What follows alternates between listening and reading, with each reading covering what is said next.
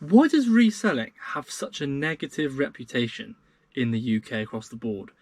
I just can't comprehend why so many outlets see resellers as almost like the enemy to their own activities. So this video, it's not going to be a pickup video, it's not going to be a charity shop haul video, it's purely me just discussing and trying to sort of comprehend why across the board resellers get a bit of a bad rep in the UK, particularly concerning charity shops. I'll get onto that in a little bit. So my name's Chris. I've been reselling for about 1.5 years, so really not that long at all. But even in that time, I've experienced things which wouldn't be apparent in other professions, you could say, activities. I'm not full-time, I'm only part-time, this is a hobby for me. But like I said, I've experienced situations whereby things have occurred that have made me feel rather uncomfortable based on what I'm doing. I shouldn't feel uncomfortable. I shouldn't be made to feel uncomfortable in any situation regarding reselling, but things have happened, and from speaking to different people, it seems like I'm not alone. So I'm going to try and digest why reselling has such a bad reputation in the UK, focusing on charity shops, a little bit of car boot sales, but mainly on charity shops. And if there's anything that we as resellers can do to try and offset this negativity, because no one wants negativity in their profession or their hobby or what have you, and certainly people that do this full time, who I have maximum respect for because it is difficult, there needs to be some sort of just revolution so that charity shops and other establishments don't view resellers as the enemy and rather welcome them with open arms to try and benefit their own businesses. So the reason why I want to make this video is because of a scenario that I encountered the other day in a charity shop. I wasn't directly affected, it was purely a story that the manager of this charity shop told me. Now, this particular charity shop I probably frequent once or twice a month, so not that often, but I've been there enough to know to build a rapport with him. And I was in this charity shop the other day and I was just paying for some stuff. I had a mixture of women's and men's footwear, clothing, bric-a-brac, that sort of thing. And he just said to me, he said, "You've come in here quite a few times buying various bits and bobs. Do you resell?" And I was honest with him, open and honest. Yes, I said, "Look, some of this stuff is for me, t-shirt, some of this stuff is for my wife and for friends, a couple of bits, but the rest of it I will be selling on." And he's like, "That's absolutely fine, because you're benefiting the charity. The money we get from you means that we can ensure that school uniforms are made free to families that need it." I was like, brilliant, fantastic. That's, you know, I'm getting wares, I'm getting goods for a price that I'm happy with. I'm contributing towards the good deeds done by the charity. It's a win-win for all situations. But then he told me a little story that made me think about the charity shops that welcome resellers with open arms are a little bit few and far between. So this happened in a sister charity shop branch in a town local to me, and if you are local to me, sort of South Devon, that you may know, you may be able to work out which town this is. So basically the story goes like this. So a person donated a load of antique furniture. I think it was a dining table set, tables and chairs, bits and bobs, stuff like that. Donated it to this charity shop warehouse where they deal with furniture, expecting them to sell it for a good price. So a few hours later, this antique dealer comes into the shop and sees this newly donated dining table and chair set. He's like, "Ooh, that's nice. How much is that?" And the charity shop says to him, "I don't know the exact figure. Let's say £150. He's like, "I'll have it. Thank you very much." So the charity shop gets their £150. Excellent. The antiques furniture dealer gets their chairs and table. Both parties are happy. Excellent. Now, this antiques dealer happened to have a stall at the local market. Not a fruit and veg market, it's like a sort of antique and bric-a-brac market. And the person that donated this dining table set happened to visit the market and see, it must have been a very sort of specific set, see these tables and chairs that they donated being sold on for a lot more money than what the charity shop sold them for. And they only know this because they went back to the charity shop to complain. Now, this is where it gets interesting. The antiques dealer bought the table and chairs for a price that the charity shop was happy with. Fine. They then polished, tidied up, whatever, these tables and chairs, stuck them on their stall at this antique fair, antique market, with a higher price tag because they've got to make some profit for their efforts and to, living and stuff. And then the original donator, complained to the charity shop that this was not right. How can you sell these tables and chairs to this person who's then going to ask a whole lot more money for them when that money should be going to charity? Now, unfortunately, the sort of end of this story is that charity shop no longer sells furniture to dealers. Traders, dealers, resellers, whatever you want to call the people that would, or this person that bought the tables and chairs. Which I think is just astonishing. Because that charity shop had obviously built up a rapport with this person, maybe unaware that they were a dealer, maybe they just thought they had a massive house to fill, I don't know. But until that donator complained to the charity shop that this person was reselling stuff they've bought from the shop, they cut ties with them. Which I think is bananas, because the charity shop, that sale, the charity shop was happy with the price they sold the dining set for, and the antiques dealer was happy with that set. What that antique dealer does with the furniture after they've bought it is none of the charity shop's business. It's none of the donator's business. And this really is the crux of this video. For me anyway, it's that charity shops obviously get donations for free, and this is not going to be a charity shop bashing video, I promise, as far as I can help it. But charity shops get products for free. They are donated. How they price those products is entirely up to them. If they want to price them at eBay prices and they sit around for ages, that's their decision. If they want to price things with under a sort of certain strategy, so let's say t-shirts £3, hoodies and jumpers £5, that sort of thing, that's their decision. No blanket sort of pricing strategy.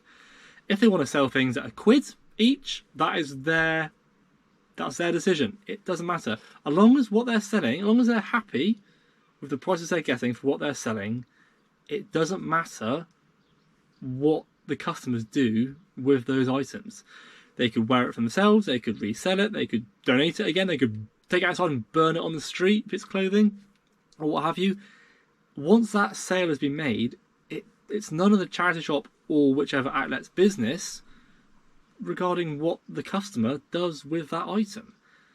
So why do charity shops frown so much out of all those options when it falls into resellers' hands? And I think it comes down to money. I think it comes down to the money realised by resellers.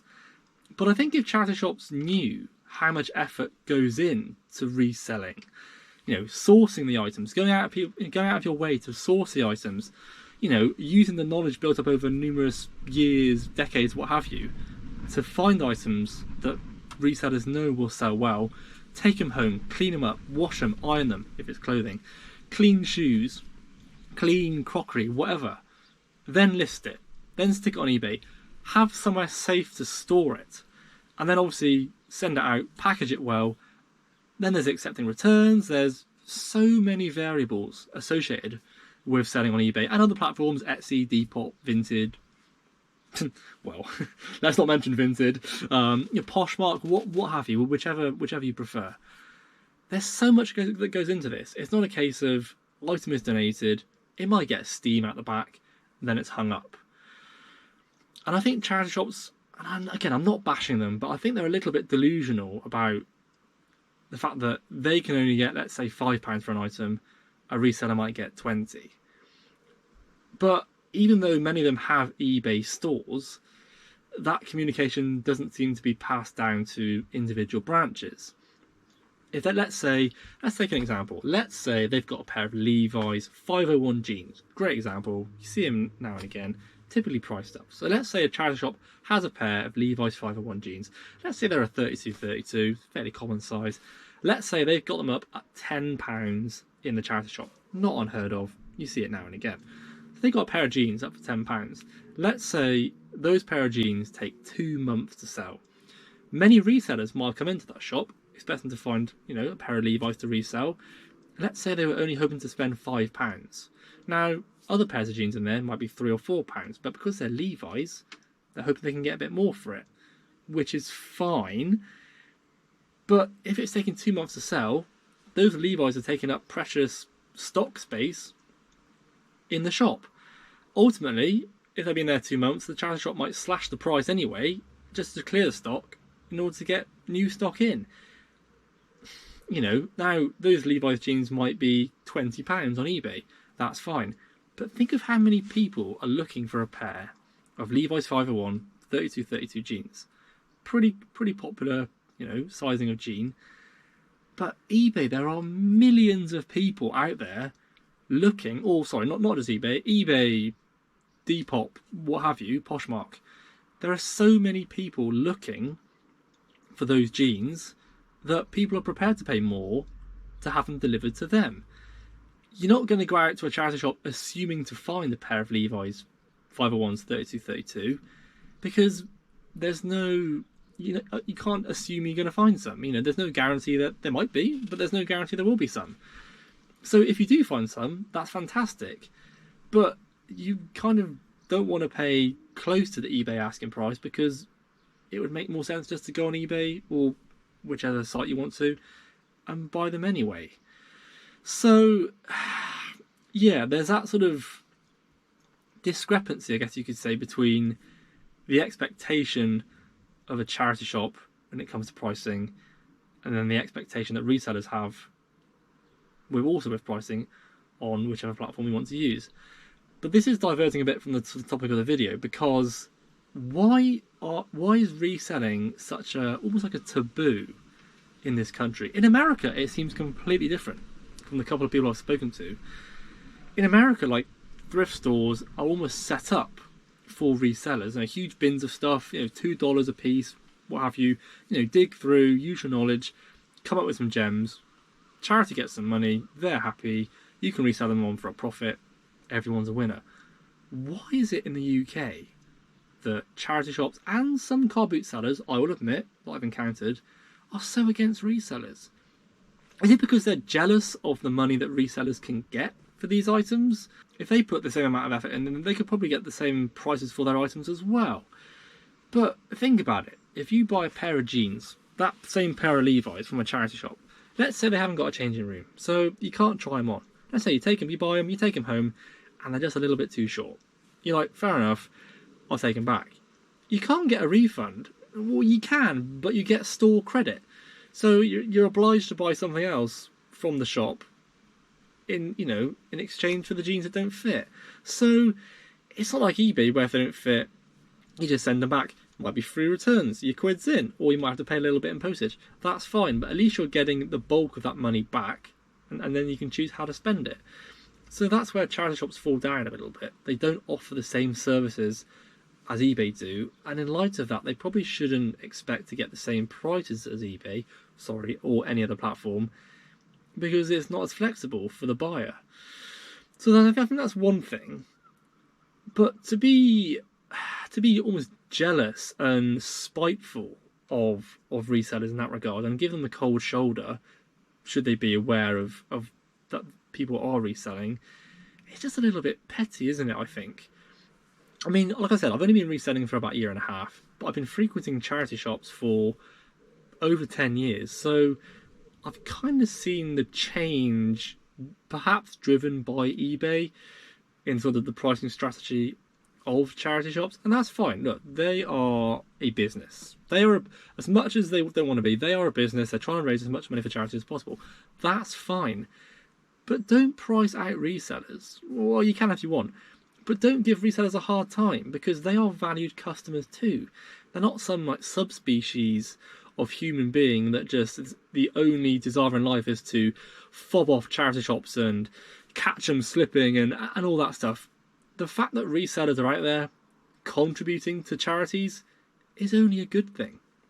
Why are charity shops so against resellers spending money in their shops? like I said, this charity shop where I learned this story, the chap knows I'm a reseller. There are other charity shops that I know the sort of staff there, and they know I'm a reseller. But I wouldn't go into a new charity shop without building up a rapport first, without spending copious amounts of money in them, and telling people I was a reseller, because they'd probably ask me to leave, or maybe refuse to serve me. I don't know. But the fact that this exists in quite a sort of large capacity, I guess you could say, in the UK, is just nuts.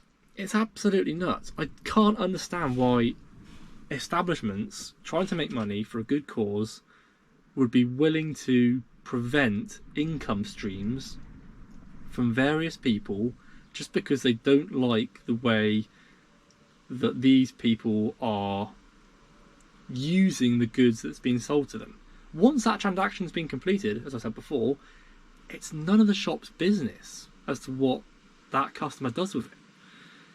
So I don't really know why they have such a bee in their bonnet about resellers. It's bizarre, and I can't quite comprehend it, and I think lots of people can't comprehend it. I mean, I would never actively say I'm a reseller. I might have women's clothing and men's clothing in my hands when I go to the till, but I'm not going to say I'm a reseller. I might just say, these are for me, these are for my wife, or my sister-in-law, or what have you. I'm not going to actively say, oh yeah, I'm going to put these on eBay and charge X amount more for them. Just not the done thing. If you do that sort of thing, you are incredibly brave, because you might be barred. I mean, it's unlikely, but they're gonna almost like sort of look down on you a little bit, like, oh, how dare he come in here and try and get more money than what we're selling it for. You're getting money for the charity. You shouldn't be feel so hard done by. The amount of effort that we're putting in to get that extra money doesn't compare. But it's not just related to charity shops. Car boot sales as well. And even just general sort of public consensus, it seems. You know, if you tell somebody, oh, I'm a reseller, I buy and sell things full time, and almost say, oh, go and get a real job. It is a real job, and it requires an incredible amount of effort to sustain a decent income. Go and look at some of the full-time resellers on eBay.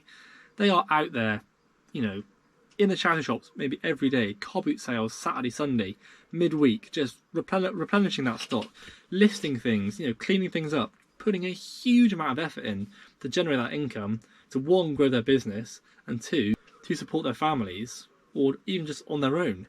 But it takes an incredible amount of effort. And I don't think establishments, even the public, are fully aware of how much effort goes into it until you've tried it and experienced the bad times of eBay and, you know, items not received and all that stuff. You can't really comprehend just the pressures the resellers are under. So I think the public just poo-poo that a little bit. They'll think, oh, you're just buying Nike trainers for a £5 at a car boot and then selling one for 50 quid. How dare you, you know, fob off that seller? No, it's not that. That would be a brilliant find, by the way. If you found, let's say, some Nike Air Max 90s for a £5 and sold them for 50, that's great. But you've got to put the effort in. You've got to clean them up. You've got to list them. You've got to then prepare for returns, etc. on the flip side. And that all comes part with asking the higher prices. And it's a similar thing at car boot sales as well. Again, going back to charity shops. If somebody's, let's take those Nike trainers again. If somebody's selling those Nike trainers for a £5 and they're happy with a £5, you might haggle them down to £4.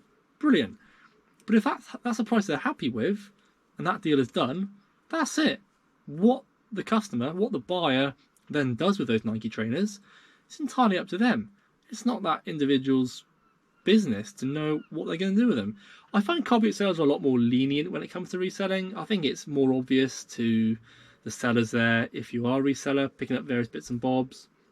Certainly more people have asked me, oh, so are you going to list this on eBay? And they're much more open to it, I think. They're more like intrigued as to how much goes into it. They might even say themselves, do you know what, I've tried eBay and I just don't get on with it. I've tried Depop, I've tried Poshmark, I just don't really get on with it. And they'll be open and honest, and then you can be open and honest, and that's great. And that's okay. But I find, and that's for more, say, family sellers. I want to think when it comes to traders, they can be a little bit more difficult to deal with. I think they're a little bit more clued up as to what we do. We sort of have bundles and stuff.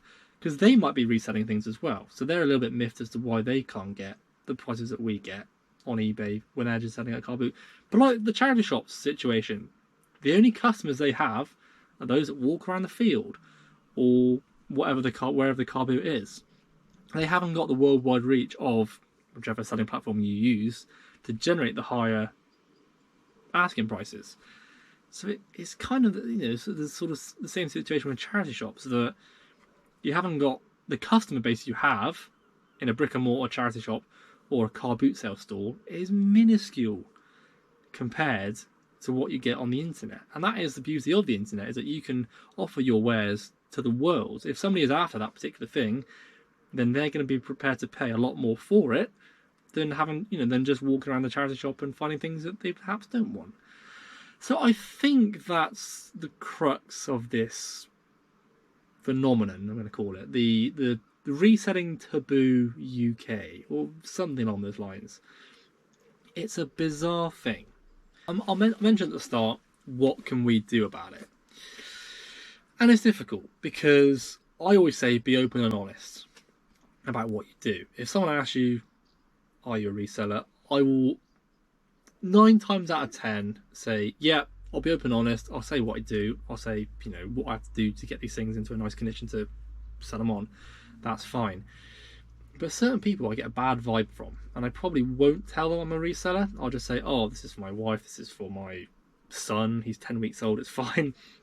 And just probably play down a little bit, because I don't want that sort of confrontation aspect, because you can kind of tell when people are against what we do, which is a real shame.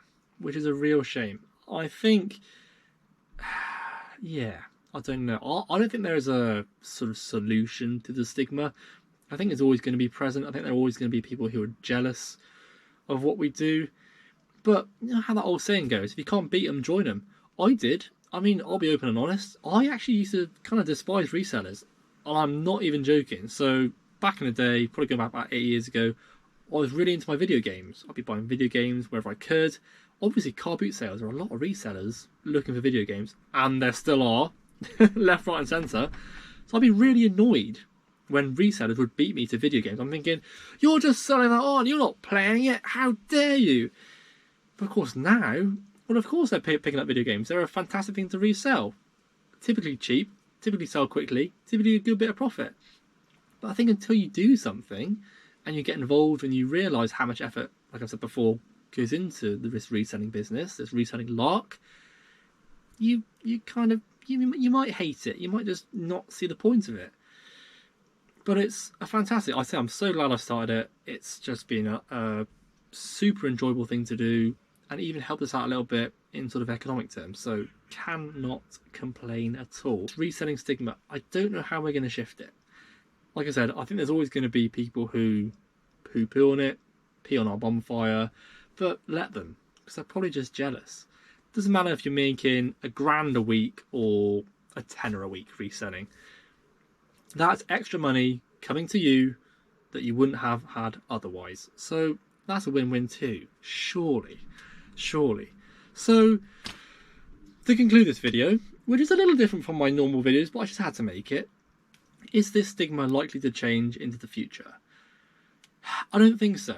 I think it's always going to be there. And as reselling has become a lot more popular these days, I can't grumble, I am one of those people. But you go to a car boot sale, you'll go to a charity shop, you'll notice more and more people on their phones looking things up. That's fine. Sharing is caring. There is enough out there for everyone. But I think there is always going to be sort of malpractice out there. And obviously the bad scenarios are going to outweigh the good scenarios, or even though the good scenarios are the majority, the resellers who perhaps don't pay tax are quite bullish, diving into people's boots, unreasonable demands, this sort of thing. I'm sure you've all seen it at car boot sales. Those are the sorts of people that are going to spoil the reputation for it, versus us, who are perhaps honest, pay tax, upfront about what we do, not rude about things. So there's always going to be that minority spoiling it for the rest of us. But I think as long as we go about our business fairly, politely, with a degree of empathy to buyers and outlets and what have you, hopefully that will instill a little bit of faith into any naysayers, or at least try and convince them otherwise that reselling is not a bad thing and that they should welcome it. As charity shops kind of develop, are they going to sort of frown upon resellers forevermore? Probably. I've got less faith in them, certainly as the sort of the eBay monster continues to sort of envelop their practices. I think it is more difficult for them to get on board with reselling. But hey, I'd love to be proven otherwise, because I think if more people understood how much effort goes into reselling, and that we're not just some greedy bunch who are trying to fob off sellers and capitalize on their sort of mistakes. Not at all. We are purely using the knowledge we have collected through hundreds, thousands of hours of research, mistakes, setbacks, to try and make our lives just that little bit more comfortable. We might make our lives that little bit aspect of freedom, just doing things that we want to do, not be stuck in a 9 to 5 if you are full-time, and if you're part-time like myself, like I said, try and make your lives perhaps that little bit easier with a little bit of fun thrown in on the side. And I think that's about it. I probably haven't covered everything, but I hope this video has made some sort of sense. I just had to make it because I'm certainly not alone in this sort of just being totally confused by why reselling is so frowned upon in this country. I'm certainly not going to be telling charity shops left, right and centre that I am a reseller. I'm going to be playing dumb a little bit. Certainly where I feel the situation is a little bit hostile. But if somebody was to come up to me and just openly ask, are you a reseller? As long as I know they're not going to like bite my head off, I probably will just say to them, yeah, look, open and honestly, yes I am. And to be fair, the times I have done, charity shops, what have yous, have welcomed me with open arms. They've been, because they know I'm going to be spending money in their shops, which is only a good thing. So that's about it. Hopefully this has been of some sort of gain to you. It's been a bit of a ramble, isn't it? But like I said, I just had to make a video about it. Based on that story just triggered me to make a video, because it doesn't matter if you're buying furniture or video games or trainers or what have you, reselling should not be seen as a detriment to charity shops, car boot sales, Facebook Marketplace, whatever it is. It should be welcomed, it should be encouraged, and it should be praised. But there we go. You can't please everyone, can you? You can't please everyone. So, thank you so much for watching. If you have enjoyed this video, please do like, comment and subscribe. And until my next one, which will be out hopefully in the not too distant future, take care and I'll see you then. Goodbye.